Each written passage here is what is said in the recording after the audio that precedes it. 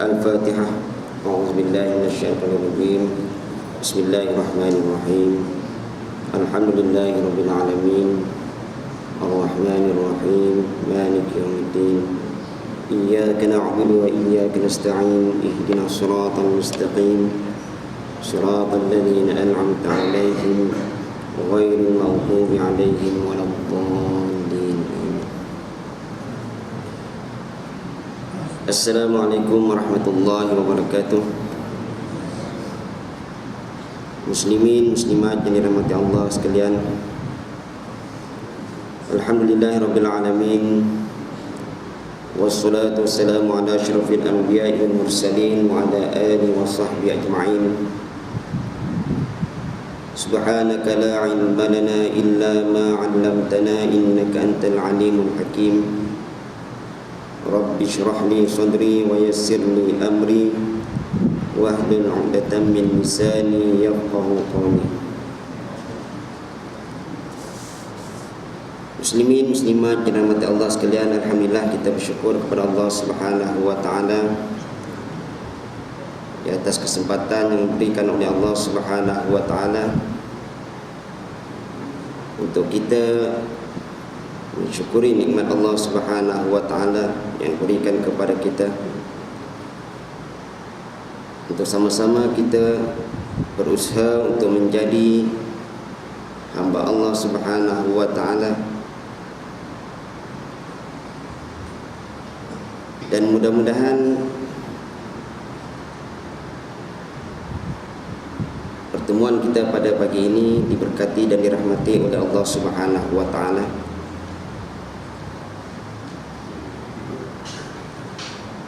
Muslimin, muslimat dirahmati Allah sekalian, kita dituntut untuk berusaha untuk menjadi seorang muslim yang sentiasa mempunyai peningkatan. Hari ini lebih baik daripada semalam, dan esok mudah-mudahan akan lebih baik daripada hari ini.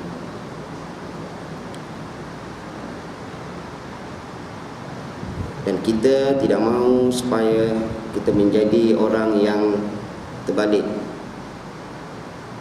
Hari ini lebih tak baik daripada semalam, dan esok lebih tak baik pada hari ini. Maka oleh itu kita kena berusaha untuk menjadi hamba yang sentiasa berusaha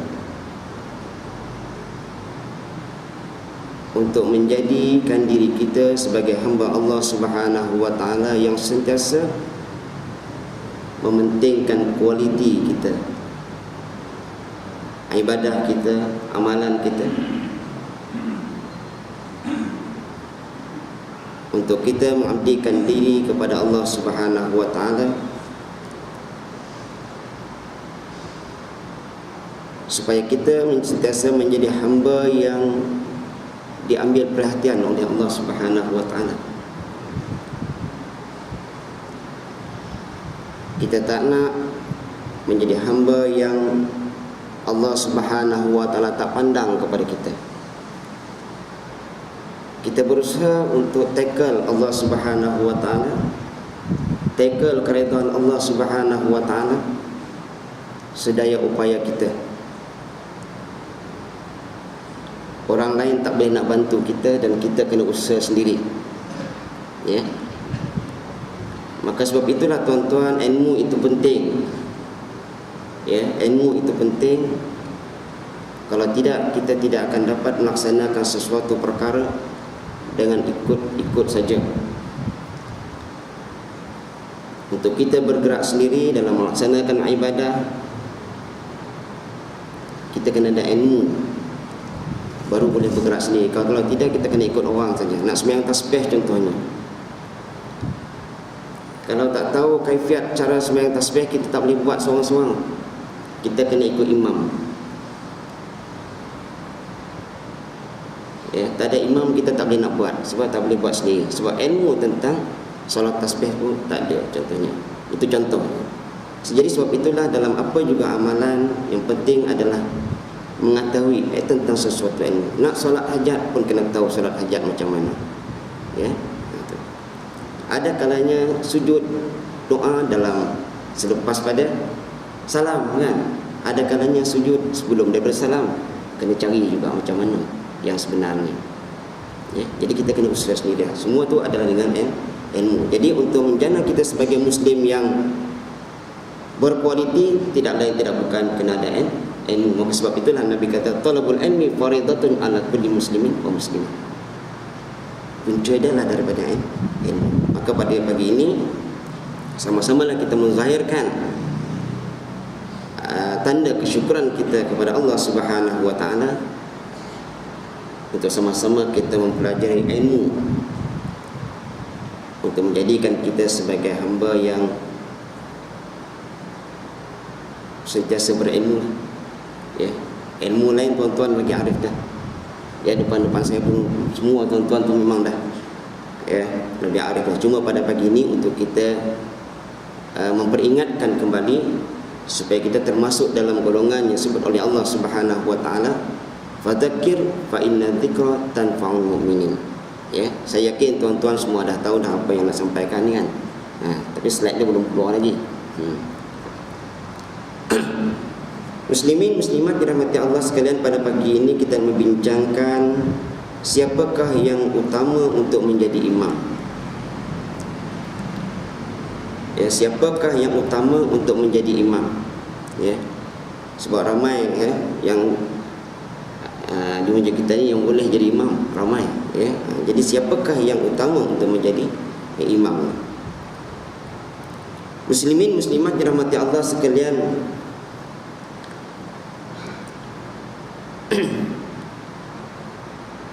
berdasarkan kepada satu kitab yang ditulis oleh Datuk Saleh Ahmad ya tentang solat jemaah, disusunkan suatu susunan tentang siapakah yang keutamaan untuk menjadi imam. Yang pertama dia kata orang yang berkuasa ke atas sesuatu wilayah. Orang yang berkuasa ke atas sesuatu wilayah, yakni sultan ataupun wakil dia. Itu segi keutamaan.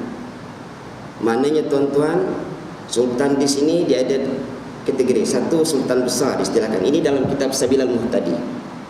Ya.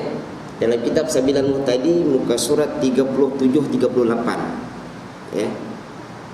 Jadi sultan ataupun wakil dia. Jadi sultan atau wakil maknanya sultan besar, artinya sultan betul lah, sultan negeri. Manakala wakilnya ialah qadi daerah. Wakil qadi daerah pula ada ketua-ketua kampungnya, pengulunya. Itu yang sepatutnya jadi imam tuan-tuan, yang keutamaan dia. Tapi ada kelayakan lah. Ya, ada kelayakan lah. Itu yang sepatutnya, itu yang lebih diutamakan, yang sepatutnya untuk menjadi imam. Kalau ada imam ratib, imam rawatib, ada contohnya sultan, ada qadi, maka orang tu lebih utama jadi imam. Itu segi keutamaan.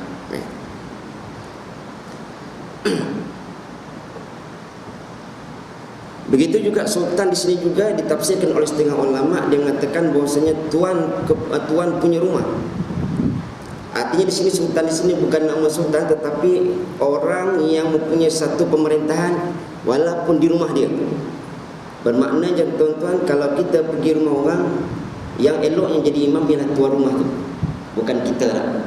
Sebab rumah tu atas wilayah, atas pentadbiran, atas pemerintahan tuan rumah. Jadi yang elok yang jadi imam ialah tuan rumah tu sendiri. Ya.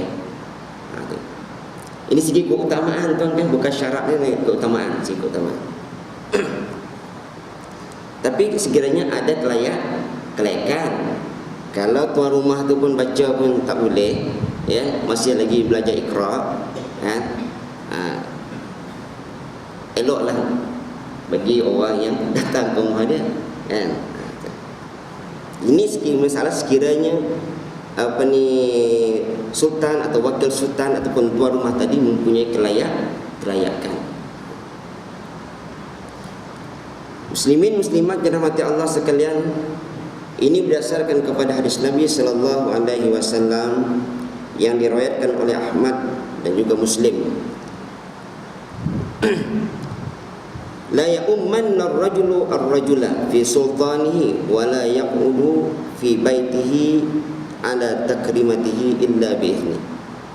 Seorang laki-laki janganlah ia menjadi imam bagi seorang laki-laki yang di dalam kekuasaannya, dan janganlah duduk di rumahnya di atas tempat khusus baginya kecuali dengan izinnya. Ini telah ditafsirkan oleh sebagian daripada ulama. Satunya dia meletakkan ar-rajul sini ialah bukan sultan, tetapi ialah tuan-tuan rumah. Bermaknanya tuan-tuan, kalau kita pergi rumah orang, ya, yang eloknya jadi imam ialah tuan rumah itu sendiri. Dan kita tidak boleh sembarangan duduk atas kursi dia, atas tempat khusus dia, kecuali kena minta izin dulu daripada tuan dia. Ya. Jadi di sini juga setengah bagi-bagi ulama yang mentafsirkan bahawa sultan ini ialah sultan yang besar, sama juga macam tu. Artinya di bawah pemerintahan dia, kalau dia datang, sultan datang ke tempat kita, kita kena suruh dia jadi imam. Itu yang aulanya, itu yang lebih utama. Ya, sekiranya ada kelayakan. Jadi inilah ulama ambil dalil daripada hadis Nabi sallallahu alaihi wasallam. Ya.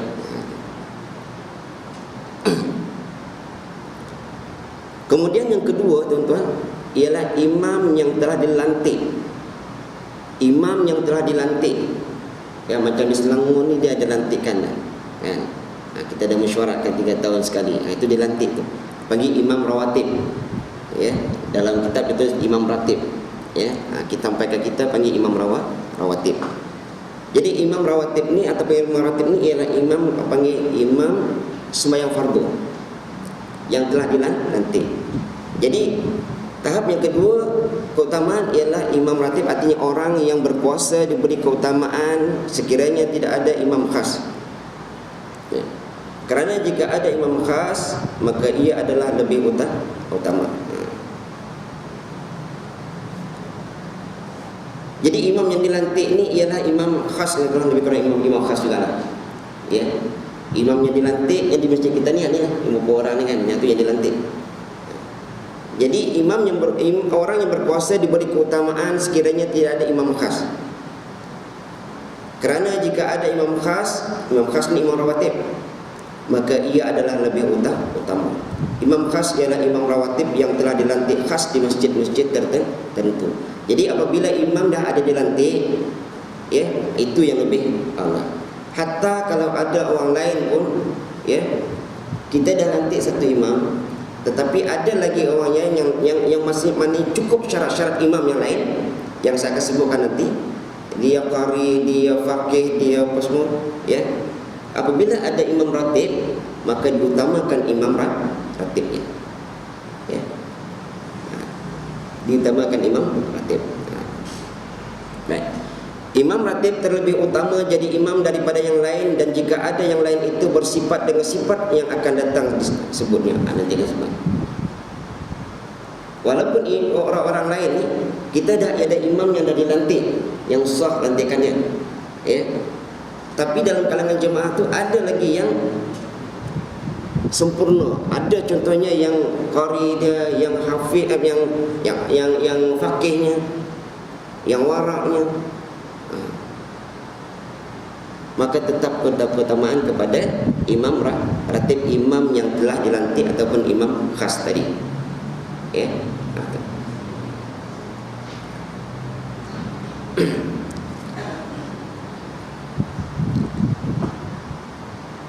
Itu dia punya susunan keutamaan, ya. Jadi yang pertama tadi sultan ataupun tuan punya rumah, ya. Kedua ialah imam yang dilantik, ya, ataupun imam khas, ya. Kemudian yang ketiga ialah penduduk tempatan yang berkelayakan untuk menjadi imam. Yang tak kena tuan-tuan lah, ya, karya sini, ya. Yang aulanya, yang utamanya ialah ni ahli qaryah duduk kat dalam masyarakat utama. Sepatutnya kan kita kena lantik seorang, ya, lantik seorang daripada ahli qaryah, penduduk tetap sini sebagai imam qaryah seorang. Ya, tak kira lah jangan ambil yang saf-saf depan ni kan, rajin saf depan.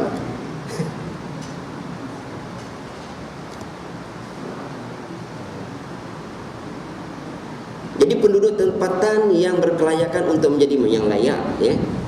Pendapat yang utama, penyewa rumah lebih diutamakan untuk menjadi imam daripada orang yang disewa. Contohlah tuan-tuan kata, tuan-tuan dulu duduk sini, kemudian tuan-tuan pindah ke Johor, rumah ni sewakan kepada Muhammad. Bila tuan-tuan datang ke sini, yang aula yang lebih utama jadi imam siapa? Muhammad yang sewakan rumah tuan-tuan. Bukan tuan-tuan tak. Tuan-tuan dianggap sebagai musafir daripada Johor ke sini. Ya.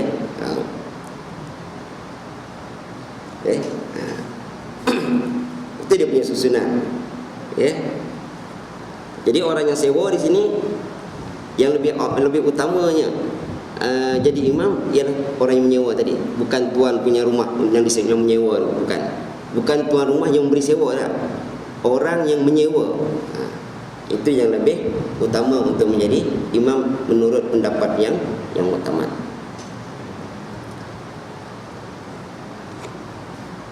Muslimin yang dirahmati Allah sekalian, itu 3.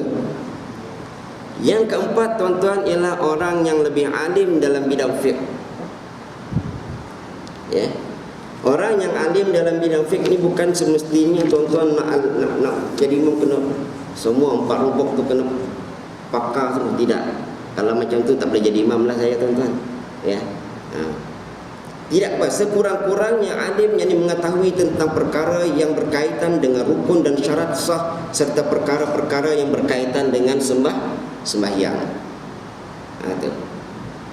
Itu dikehendaki. Sebab apa, kalau dia tak tahu rukun sembahyang, tak tahu syarat sah yang batal sembahyang, macam mana dia nak sembahyang? Jadi syarat dia nak tahu sembahyang tu mesti dia kena ada ilmu dah, ya, tentang sembahyang tu. Dia nak puasa, dia ada ilmu dah tentang puasa. Jadi dia nak salat fardu, sembahyang zuhur, dia tahu dah berapa rakaat sembahyang zuhur. Usalli dia, apa rukun dia, dia tahu dah. Jadi sekurang-kurang, ya, setiap dia tahu tentang selok-belok solat fardu atau solat umumnya, ya. Bukan mesti alim ke semua baru boleh jadi imam. Tapi kalau ada yang alim macam tu, itu aula lagi, ya. Kalau ada yang orang alim macam tu, itu lebih aula lagi, ya. Tapi dikehendaki alim dalam fiqh di sini, ya, dalam bab imam ini sekurang-kurangnya ialah mengetahui tentang perkara-perkara yang berkaitan dengan sembahyang. Rukun sembahyang kena tahu, ya. Jadi kita tanya seorang-seorang rukun sembahyang, ada yang lepas, ada yang tak, ya, rukun sembahyang. Mungkin boleh sebut tapi tunggang terbalik, kan. Syarat sah sembahyang, ya. Syarat wajib sembahyang. Mungkin kita berpandangan satu, kenapa banyak sangat syarat ni? Nak sembahyang pun ada syarat, nak puasa pun ada syarat. Sedangkan Nabi kata ad-dinu yusrun, agama itu mudah, tapi kenapa syarat banyak sangat nak ibadat? Mungkin timbul kemungkinan, tuan-tuan, saya tak kata kemungkinan, timbul dalam tanggapan kita menganggap ini satu banyak sangat syarat lah. Contoh macam orang nak nikah lah, tuan-tuan, kena ada surat, anak perempuan kena ada surat mak bapak nikah, syarat dia. Tak ada, Tok Imam tak nak sign, dia marah kata imam. Yang letak syarat ialah yang beragama Islam, yang kena marah Tok Imam, ya. Nak nikah pun susah kau dia. Dia tak banyak syarat ada. Nak kena HIV test lagi, kena kursus lagi. Islam meletakkan syarat dalam melaksanakan ibadah. Puasa ada syarat dia, sembahyang ada syarat dia.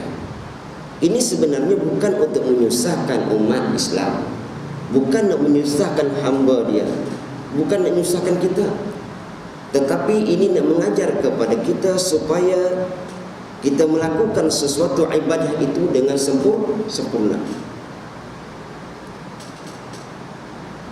Melakukan sesuatu ibadah itu dengan sempurna, dan melakukan sesuatu ibadah itu dengan berdisiplin, bukan cincaya. Bukan pakai seluar pendek saja boleh sembahyang, tak, kena menutup aurat. Kalau tidak diletakkan syarat, tuan-tuan, tidak letakkan syarat, contohnya tidak ada syarat tutup aurat, tidak ada syarat pakai telekung, tak syarat, Saya ingat pakai kain ketat pun dia boleh sembahyang, pakai kain terbelah pun boleh sembahyang, pakai seluar pendek pun dia boleh sembahyang. Kalau tidak dia letakkan syarat, apa akan jadi dalam masjid, tuan-tuan? Silap-silap imam hari-hari tersasul baca. So itulah Islam namanya, supaya Islam itu innallaha jamilun yuhibbul jamal. Allah Subhanahu wa taala nak supaya Islam itu nampak indah dan cantik. Maka amalan-amalan juga mesti dihiasi dengan syarat dia, rukun dia dengan yang sempurna kita lakukan. Ya, bukan nak menekan, bukan nak menyusahkan kita. Ya, bukan nak menyusahkan kita. Ya, tetapi nak mendisiplinkan kita, nak mendidik kita supaya kita menjadi hamba yang berdisiplin dalam melaksanakan ibadah dan mementingkan kualiti dan melihat Islam itu supaya orang nampak Islam itu indah, nampak cantik. Sembahyang semua pakai baju Melayu contohnya, pakai jubah, ya, elok saja. Bukan nak menyusahkan, tetapi nak mendisiplinkan, nak menampakkan Islam itu indah dan menampakkan supaya amalan kita itu nampak lebih cantik dilihat. Ya, kita tengok kalau pakai seluar pendek seorang pun sini dah kita bising, kan? Itulah. Jadi kita tak nak bercelaru macam tu. Kalau tidak ada syarat ni, tuan-tuan, saya yakin tudung pun datang tak pakai ke masjid, tak pakai tudung dah. Dalam letakkan syarat, tuan-tuan, datang masjid tak pakai tudung dah. Nak sembahyang dah. Sembahyang tapi tudung tak pakai. Ya. Tak apalah, lebih baiklah daripada sembahyang langsung. Jadi inilah pentingnya, tuan-tuan, ya. Jadi alim dalam bidang fiqh itu sekurang-kurangnya dia memahami, mengetahui tentang perkara-perkara yang berkaitan dengan rukun, syarat sah serta yang membatalkan dalam sembahyang. Itu penting, ya. Itu penting. Maka sesiapa yang beramal tanpa ilmu, maka amalannya ditolak, ya. Baik, yang kelima, orang yang qari, arti mempandai membaca Al-Quran dengan betul. Ini, tuan-tuan, ya, sekiranya semua tadi syarat tadi dia dah alim fiqh dah. Tapi ingat, ya, saya sebutnya tadi, sekiranya tidak ada imam ratib. Kalau ada imam ratib, diutamakan imam ratib, imam yang dilantik tadi, daripada yang fiqh, imam faqih dan imam yang qari. Ya, itu syaratnya. Kalau tengok dalam Sabilanmu tadi dia sebut. Jadi imam rawatib itu lebih diutamakan. Maknanya orang nak melantik imam rawatib itu mesti dah cek dah imam yang dilantik tu. Sebab tu dia kata diutamakan imam rawatib. So, setiap kali orang nak melantik imam rawatib, imam rawatib tu, dia dah cek dah, dia tunggu duga dah imam tu. Dia test dah bacaan imam tu macam mana. Ya, dia dah tengok dah latar belakang imam tu, baru dia lantik sebagai imam ratib. Maka sebab itulah bila ada di belakang lagi orang yang faqih, orang yang qari, maka tetap diutamakan imam yang rawatib tadi. Ya. Kalau tidak, kenapa kita mesyuaratkan betul melantik imam rawatib, kan? Jadi ada imam rawatib tu mesti dah berkualiti dah sepatutnya. Ya. Kalau tak suka, kena undi 3 tahun sekali lagi. Baik, sekiranya semuanya dalam ini masalah contoh disebut, tuan-tuan, dalam Sabilanmu tadi. Sekiranya satu masjid ni tidak ada imam rawatib, ini isu dia. Sekiranya dalam satu kampung tu satu masjid tu tidak ada imam rawatib, arti imam yang dah khas dilantik dah, maka kita tengok situ. Kalau ada di kalangan para jemaah tu pada yang faqih, yang alim, yang pandai tentang silat berak sembahyang, maka dia diutamakan.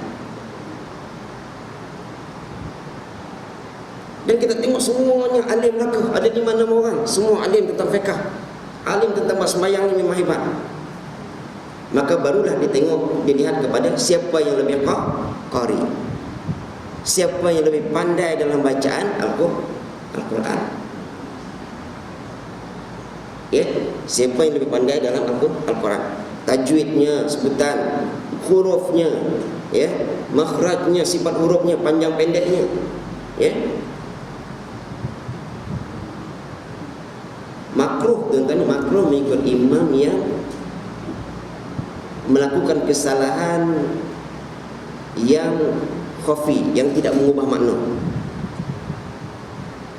Imam melakukan kesalahan yang khafi saja, lahan khafi, kesalahan yang kecil yang tidak mengubah makna, maksudnya ya, yang tidak mengubah makna, makruh ya. Bukan batal ya, makruh, asalkan tidak menjejaskan rukun sembahyang. Kalau menjejaskan rukun sembahyang itu kita mufaraqah. Kalau tidak menjejaskan rukun sembahyang, tak perlu mufaraqah.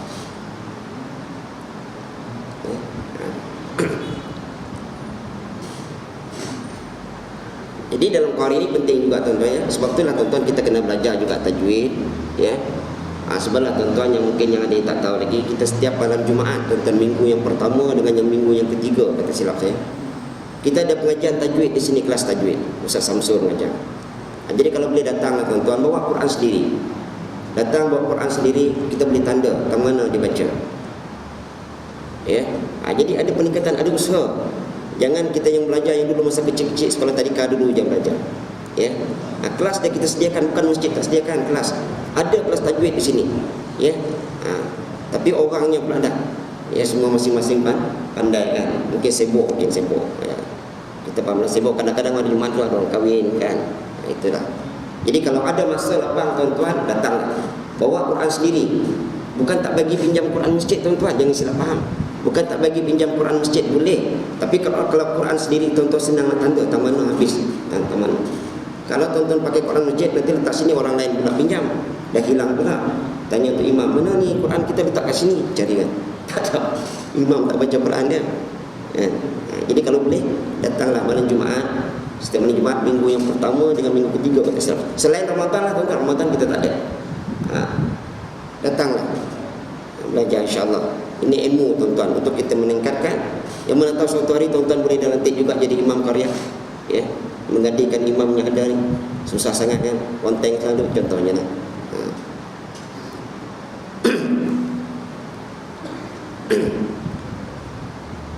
Baik muslimin muslimat dirahmati Allah sekalian, itu yang kelima. Ini berdasarkan kepada hadis Nabi sallallahu alaihi wasallam an Abi Mas'ud radhiyallahu an, bukan Abi. Qala Nabi sallallahu alaihi wasallam, ya ummul qauma aqra'uhum li kitabillah, rawahu Muslim. Ya. Artinya hendaklah menjadi imam akan satu kaum itu oleh orang yang lebih qari di kitabillah ta'ala, yakni Al-Quran. Lebih pandai membaca Al-Quran, tajwidnya, makhrajnya, sebutannya. Lahjah tu susah sikit lah kau ikut, sebab kita lahjah Jawa ada, lahjah Banjar ada. Nak tukar kepada lahjah Arab pun tak jadi kadang-kadang.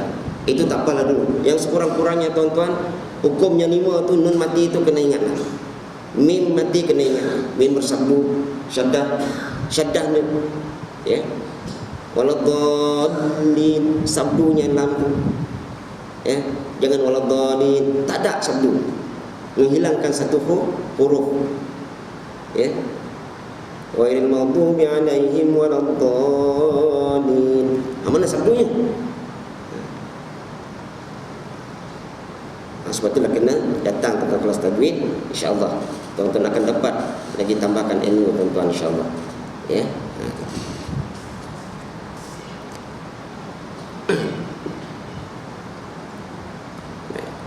Hendaklah menjadi imam akan satu kaum oleh orang yang qari, yakni yang fasih membaca Al-Quran. Hadis riwayat Muslim dan daripada Ibnu Mas'ud radhiyallahu anhu. Baik tuan-tuan dirahmati Allah sekalian itu. Jadi kalau tidak ada sama taraf orang fakih semuanya pandai tentang solat, semua pandai, maka kena cari siapa yang lebih qari di kalangan itu. Kalau sama juga orang ni pun qari, orang ni pun fakih dah, sembahyang semua pun dia tahu, Quran pun semua dia pandai, ya, macam mana? Seorang yang wara, kena cari orang yang wara. Ini susah sikit lah kita. Kena cari imam yang wara. Yang wara ni susah tuan-tuan nak cari. Imamnya ada pun belum tentu wara tuan-tuan. Kan? Itu susah nak cari. Apa mana wara? Apakah arti wara? Kata wara ialah sikap berhati-hati terhadap sesuatu perkara syubhat. Karena takut terjerumus kepada perkara yang haram. Kita ni boleh menghindarkan daripada perkara syubhat ni sedaya upaya je tuan-tuan ya. Kadang-kadang kalau yang lebih tu segi makanan yang susah kita. Ya. Ya. Segi makanan benda-benda syubhat kadang-kadang kita tak tahu halal haram dia. Ya. Macam kek apa? Kek krim apa tu. Ada setengah kata tak halal, setengah kata halal, haram. Ya. Jadi kita tak tahu perkara yang macam mana. Itu kalau orang yang menjalani tasawuf nanti tak makan jenis-jenis itu. Ya. Makan benda-benda syubhat ni boleh menggelapkan mata hati tuan-tuan. Ya. Macam mana disebut oleh guru Imam Syafi'i, syakau ilal waqi'. Ya. Mudah lupa. Nak ngapal lupa. Ya, rupanya banyak makan benda yang syubhat. Ya. Itu susah. Kadang-kadang ayam pun kita beli kat kedai kita tak tahu sembelih macam mana. Ya. Dia sembelih tu dah mati ke belum, pada celup air panas kita tak tahu. Ya, sebab tu kampung dulu tuan-tuan dia sembelih sendiri je ayam. Belakang rumahnya. Sembelih sendiri siang. Ya. Sekarang semua siang rantau kita tengok dah siap dah. Ya. Jadi nak jaga dengan perkara syubhat ni kena, apa yang penting ialah berhati-hati dan kita sedaya upaya berusaha untuk menghindarkan perkara-perkara yang syubhat. Kalau tak boleh nak buat macam mana tuan-tuan? Ya. Orang warak juga sangat mengambil berat soal haram. Seluruh perhatiannya diperuntukkan untuk menghindari perkara yang daripada menghindarkan diri daripada melakukan perkara yang haram. Artinya orang yang warak, satu, berhati-hati terhadap perkara syubhat. Yang kedua, yang mengambil berat soal yang haram. Apa mengambil berat tentang haram? Artinya dia mengambil berat supaya dia tidak terjerumus ke dalam melakukan perkara-perkara yang haram. Ya, itu kena jaga. Itulah yang boleh kita mampu pun jaga. Ya, kadang-kadang riba pun ada syubhat juga kan dalam bank. Ya, itu masalah kadang-kadang. Kita cari head lah macam mana nak bagi. Boleh juga. Ya, orang kata tak boleh. Dah diusaha juga cari supaya jalan bagi membolehkan benda tu. Ya, akhirnya bolehlah. Kan? Itu kita susah tu. Baik, orang yang warak juga akan menjaga segenap jalan yang memungkinkan baginya membuat maksiat. Orang yang warak juga akan menjaga segenap jalan, apa juga lorong-lorong, apa juga perkara-perkara yang memungkinkan dia untuk melakukan maksiat. Dia kena jaga-jaga, kena berhati-hati. Sebab itu Rasulullah SAW bersabda, tinggalkanlah apa yang meragukan kepada apa yang meyakinkan. Da'ma yaribuka ila ma la yaribu. Itu sekurang-kurangnya jadi ramai tuan. Kita usaha sedaya upaya untuk meninggalkan perkara-perkara haram, dan juga kita berhati-hati dengan perkara-perkara yang syubhat. Sedaya upaya tuan-tuan. Kalau tak boleh nak macam ni. Tapi yang perkara haram nak tak nak kita kena tinggal. Perkara haram nak tak nak kita kena tinggal. Tidak ada pilihan. Ya, tidak ada pilihan. Perkara syubhat ni kalau boleh tinggal juga lah. Tapi sukar untuk zaman kita sekarang, susah nak tinggal. Ya. Kita makan kicap pun banyak, macam mana dia buat kita tak tahu kan. Jadi kita tengok pada zahir bersih, kita ambil lah. Itu saja yang kita pegang kan. Tapi kalau ada penyelidikan daripada JAKIM ke apa ke yang mengatakan benda ni haram, itu kita akan kena ambil. Baik, ini jadi orang yang warak. Jadi kalau imam tadi sama faqih, sama alim fiqh, tahu tentang hukum sembahyang, tahu, dan juga qari, sama-sama qari, maka kena cari imam yang lebih warak. Ya. Kena cari imam yang lebih warak. Ya. Jangan cari imam yang yang minta bekang apa semua kan. Tengok filem-filem tak elok tu. Ya, imam itu tak elok, tak boleh. Ya. Kena cari yang lebih elok dia, yang warak. Baik. Kerana apa tuan-tuan? Dia kata al-imam fi salati yuqtada bihi fil khair. Kerana imam dalam sembahyang itu diikut dengan dia pada kebaikan. Sebab itu nak imam tu imam yang warak, yang baik. Ya. Yang bukannya imam yang lebih kurang saja, yang lolak, panggil lolak. Yang tidak boleh meninggalkan perkara-perkara yang syubhat, tidak boleh meninggalkan perkara-perkara yang haram, tak boleh. Sebab imam ini ialah ikutan orang pada kebaikan. Orang nampak imam, ya. Sebab tu saya teringat, ya, Ustaz Semani ada sebut semalam dengan saya, imam ni ibarat kain yang putih. Kain yang putih, kain putih besar, tuan-tuan. Tiba-tiba ada hitam setumpuk. Orang nampak kain putih kan yang hitam, orang akan nampak yang hitam, tuan-tuan, walaupun dia kecil. Ya, itu kata-kata dari Ustaz Semani lah yang saya ingat semalam. Ibarat kain yang putih yang besar, tiba-tiba ada hitam setitik. Orang tak nampak kain putih dah, kan? Orang nampak yang hitam kat tengah-tengah. Apa maknanya, tuan-tuan? Imam ni menjadi perhatian. Kalau ada sikit pun salah, orang akan tengok, nampak kesalahan. Sebab itulah imam ini mesti seorang yang warak, tuan-tuan. Tapi apa yang membuat sukar untuk meninggalkan perkara-perkara syubhat yang haram tu, kita kena tinggal. Nak tak nak kena tinggal. Perkara syubhat yang susah.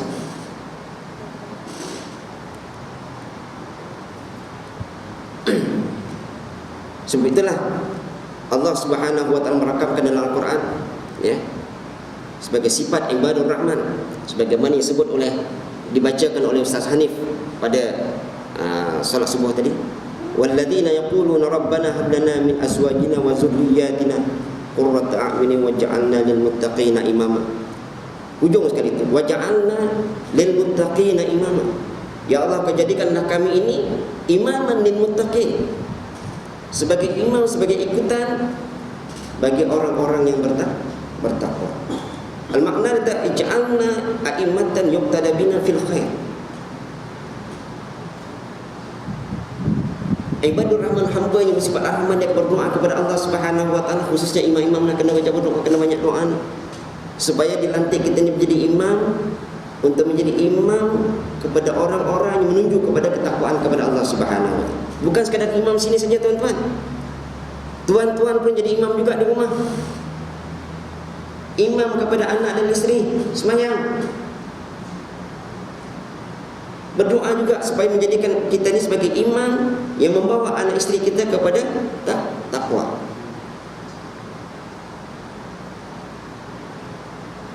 Jangan kita kata, oh, imam sini saja kat masjid. Tidak. Itu kalau tuan-tuan sembahyang jemaah lah kat rumah. Kau dah sembahyang tarawih ke kan, sembahyang qiyamul lail kan dengan isteri di rumah, jadi imam juga, ya.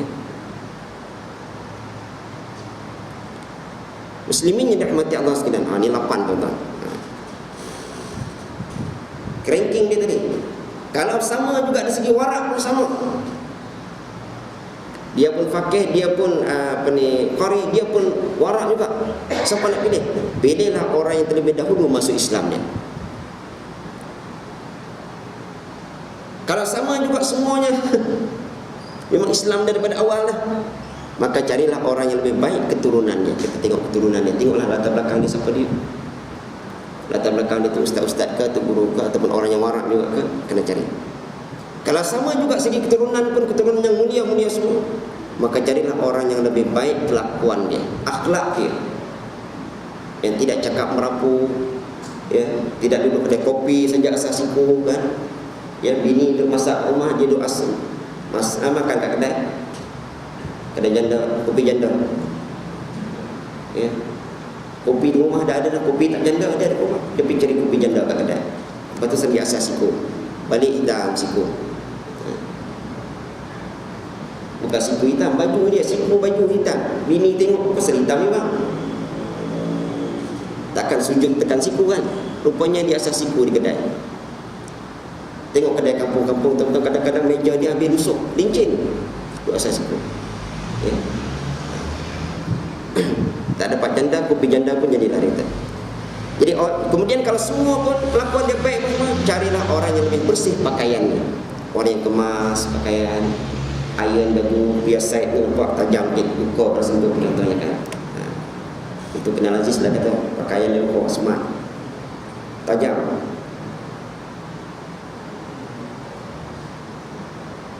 Ya, saya kemas lah pakaian. Tidaklah pakai kain koyak, pakai kain baju t-shirt semayang kan. Jadi imam baju t-shirt. Apa tuan-tuan kata? Kalau saya semayang jadi imam, tuan-tuan pakai baju t-shirt. Saya ingat notis 24 jam lah Nazir lagi kan. Notis 24 jam.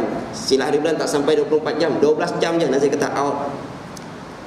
Pakai baju t-shirt, pakai kopiah pula. Tak pakai kopiah, pakai t-shirt lah, jadi imam. 12 jam je tuan-tuan, tak sampai 24 jam. Tak sempat keluar notis, kena keluar dulu. Ya, maknanya tak eloknya tuan-tuan, segi pakaian kena kemas, ada bersih. Kemudian kalau semua pakaian bersih, semua sama, kemas semua datang masjid. Tak ada pakai baju t-shirt, semua pakai baju jubah semua contohnya kan. Maka jadilah orang yang lebih bersih badan dia. Bersih badan tuan-tuan. Artinya kita sebelum datang mandi lah dulu. Tak adalah jenisnya ketiak busuk ke kan, tak adalah, pakailah wangi-wangi apa kan. Ya? Kalau pakai ketiak busuk apa semua, kalau jadi imam kipas di depan ni tuan-tuan, kipas. Yang seksa orang belakang. Ya? Jadi sebab itulah kena pakai orang yang pakaian bersih dan badan pun kena bersih juga. Teruruslah. Kemudian kalau semua pun sama, maka orang yang lebih baik pekerjaannya. Tengoklah orang yang elok sikit pekerjaannya. Janganlah orang yang apa ya, kita nak sebut pun tak sedap kan. Tuan-tuan faham sendirilah yang elok pekerjaan. Yang penting halal. Halal dan elok lah. Ada pandangan masyarakat sikit lah. Di sisi Allah SWT Islam dan juga pandangan masyarakat, nampak pekerjaan tu nampak ada nilai. Jangan tak tentu halal pekerjaannya, ataupun pekerjaan dia dengan yang ada berhubung dengan riba, jangan.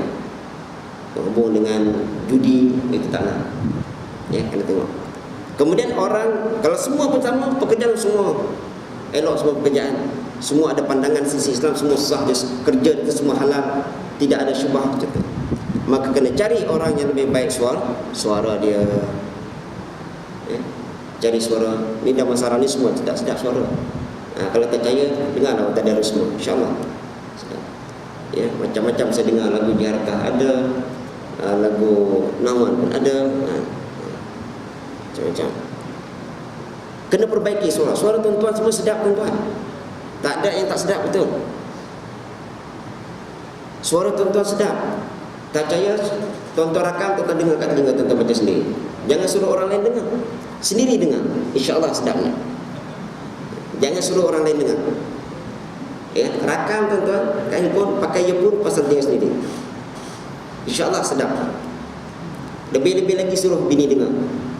Kalau bini kata tak sedap ni, tak sayang lah kata, mesti dia kata sedap ni. Ya, jangan suruh orang lain. Kalau orang lain, hancur kita. Ya, memang tak sedap lah jawabnya. Kemudian kalau semua juga sama, carilah orang yang lebih baik rupa parasnya, yang handsome lah tuan-tuan. Ya, yang elok sikit lah, berjenis lah mukanya, elok sikit, yang menarik perhatian, yang ada aura sikit. Ya, yang ada aura sikit. Ya, imam. Saya pun tak tahu lah imam yang ada sekarang ni ada aura ke tak tahu. Tak tahu lah tuan-tuan. Ya. Susah nak perasan ni tuan-tuan, perasan sendiri je rusak kita. Kemudian yang last sekali, kena, kalau semuanya sama semua, carilah orang yang telah berkahwin. Sebab itulah tuan-tuan, syarat nak jadi imam bukan mesti kahwin. Kita dulu kan, nak kahwin, dah kahwin belum? Tak kahwin lagi, tak kahwin tak mau. Tak mau ikut. Tak. Berkahwin itu bukan syarat untuk jadi imam. Itu ada ranking keutamaan saja. Ya. Artinya kalau orang yang tak berkahwin boleh jadi imam. Boleh jadi imam juga. Tapi yang eloknya biarlah yang setelah berkahwin. Ya. Ya. Itu ada 6. Jika bersamaan ahli jemaah tersebut pada sifat-sifat keimaman yang disebutkan, maka hendaklah dibuat undi di antara mereka. Kalau semua sama semua, tak tahu ni nak buat ni, buat undi. Buat undi. Siapa yang nak dilantik jadi imam, buat undi lah. Maka siapa yang undi dia banyak, itulah jadi imam. Okey. Saya ingat cukup tuan-tuan ya. Cukup dulu setakat itu, masa pun dah terlebih dia. Jadi saya ingat cukuplah sekadar itu tentang berapa tadi? 16 ya, perkara-perkara yang keutamaan di dalam siapa yang lebih diutamakan untuk melaksanakan atau jadi dilantik menjadi imam, layak menjadi imam. Itulah. Jadi ini amalan boleh jadi tadi sesuai di masjid dan juga di rumah tuan-tuan pun boleh buat. Ya, jadi layak jadi imam. Jadi ini satu perkara yang kita mesti tahu. Ya, sekurang-kurangnya kita tahu dah siapa yang. Cuma kalau kita pergi rumah orang tu, jangan pandai-pandai kita menjadi imam lah. biar offer dulu dekat tuan rumah tu. Kalau tuan rumah suruh kita offer balik dekat tuan rumah, ya. Sebab dia yang layak lebih dulu. Kalau orang datang, sebab itulah tuan, saya baru perasan bila saya baca ni, baru saya tengok kenapa beberapa orang ustaz di sini bila lepas kuliah kita suruh jadi imam di tanah. Ya, saya tak nak sebut lah, 4-5 orang. Bila sampai sini suruh di tanah, padahal dia lebih alim, ya, lebih hebat, tak nak jadi imam. Jadi bila dia fikir, oh patutlah pun dia tengok daripada ranking ni, memang orang di sini yang lebih utama, dan orang rawatib ni, imam rawatib ni lebih utama menjadi imam. Jadi mudah-mudahan tuan-tuan sebanyak yang kita sampaikan pada kita bincangkan pada pagi ini dapat memberikan kepada kita ilmu yang bermanfaat untuk kita menjadikan hamba yang berkualitas dalam melaksanakan ibadah kepada Allah Subhanahu wa taala. Yang baik daripada Allah Subhanahu wa taala, yang kurang itu daripada kelemahan saya sendiri. Aku lakukan bihadza wa astaghfirullahalazim li wa lakum wa lisa'iril muslimin wal muslimat fastaghfiruhu fa yafuzul mustaghfirin wa yanjatat taibin. A'udzu billahi minasyaitonir rajim. Bismillahirrahmanirrahim. Alhamdulillahirabbil alamin wassalatu wassalamu ala rasulillah. Allahumma inna nas'aluka 'ilman nafi'an wa nas'aluka qalban khashi'an wa nas'aluka yaqinan shadiqan wa nas'aluka 'amalan mutaqabbala wa nas'aluka dinan qayyiman wa nas'aluka rizqan halalan thayyiban. Allahumma ij'al jam'ana hadha jam'an marhuma wa tafarraqna min ba'di tafarruqan ma'suma. Rabbana atina fid dunya hasanah wa fil akhirati hasanah wa qina 'adzaban nar wa qina 'adzaban nar wa qina 'adzaban nar. Wa sallallahu ala sayyidina Muhammad wa ala alihi wa sahbihi ajma'in. Walhamdulillahi rabbil alamin. Taqabbalallahu minkum. Assalamualaikum warahmatullahi wabarakatuh.